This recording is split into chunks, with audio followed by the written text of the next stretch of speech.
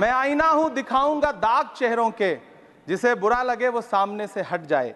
कि दर्द की हद से गुजारे तो सभी जाएंगे, दर्द की हद से गुजारे तो सभी जाएंगे, तैरे या डूबे किनारे तो सभी जाएंगे। कोई कितनी भी बुलंदी पे चला जाए मगर आसमानों से उतारे तो सभी जाएंगे।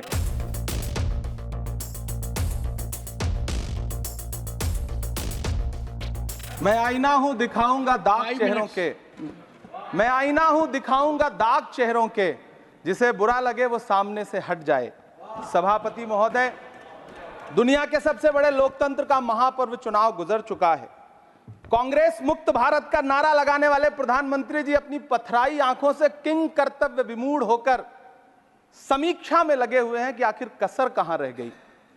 सभापति महोदय, सारे प्रहसन किए गए, भाषाई मर्यादा को तार तार किया गया, एक पूरी कौम को घुसपैठिया पुकारा गया, मछली मंगल सूत्र भैंस से होते हुए मुजरा जैसे शब्दों से भाषणों को सजाया गया, चुने हुए मुख्यमंत्रियों को जेल भेजा गया, महाराष्ट्र में राजनीतिक दलों को तोड़ा गया, उनके सिंबल छीने गए, चाहे वो शिवसेना हो चाहे वो एनसीपी हो, विपक्ष के सबसे बड़े दल के बैंक अकाउंट को फ्रीज किया गया।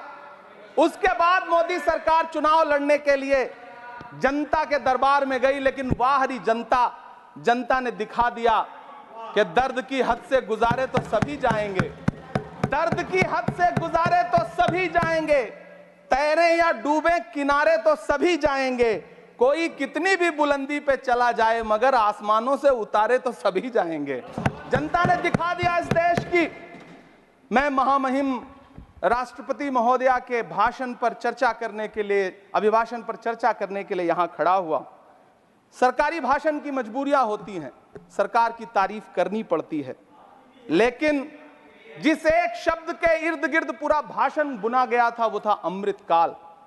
सभापति महोदय, छात्र नौकरी मांगने पर लाठियां खा रहे हैं, 2 जून की रोटी मुहाल है, पेपर लीक ने लाखों छात्रों का भविष्य चौपट कर दिया है और देश को बताया जा रहा है कि अमृतकाल आया है।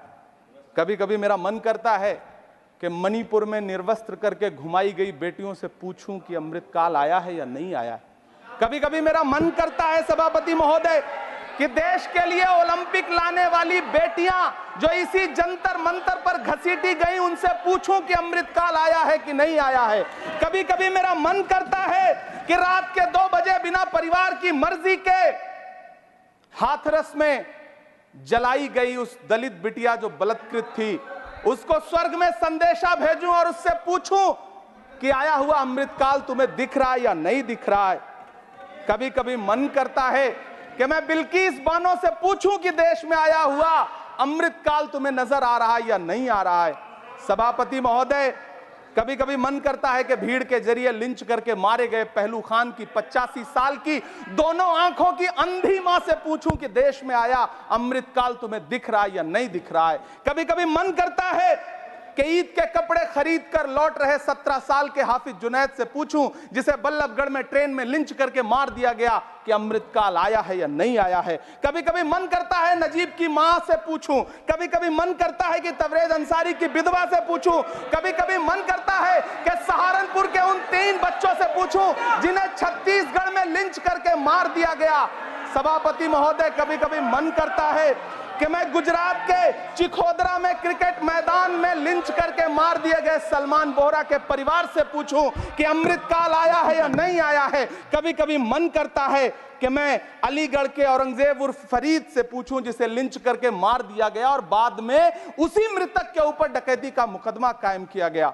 सभापति महोदय, यह कैसा अमृतकाल है जिसके अभिभाषण में स्वास्थ्य पर सिर्फ आधे मिनट पर चर्चा हुई।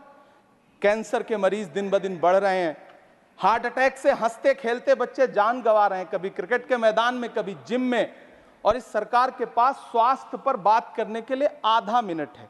सभापति महोदय, कोविड वैक्सीन को लेकर के लंदन की अदालत से जो तथ्य देश के सामने आए हैं, उन्होंने भय फैला रखा है। कांग्रेस की सरकारों ने भी चेचक, पोलियो और प्लेग जैसी महामारियों के टीके लगवाए, लेकिन न तो कभी सर्टिफिकेट पर अपना फोटो छपवाया और न कभी उसके नाम पर वोट मांगे। कांग्रेस की सरकारों ने यह किया है, लेकिन इन सरकारों ने क्या किया है, मोदी जी ने क्या किया है कि राजनीतिक दलों को तोड़ा और तोड़ करके चुनाव लड़े और चुनाव लड़ने के बाद भी आशातीत सफलता प्राप्त नहीं हुई है।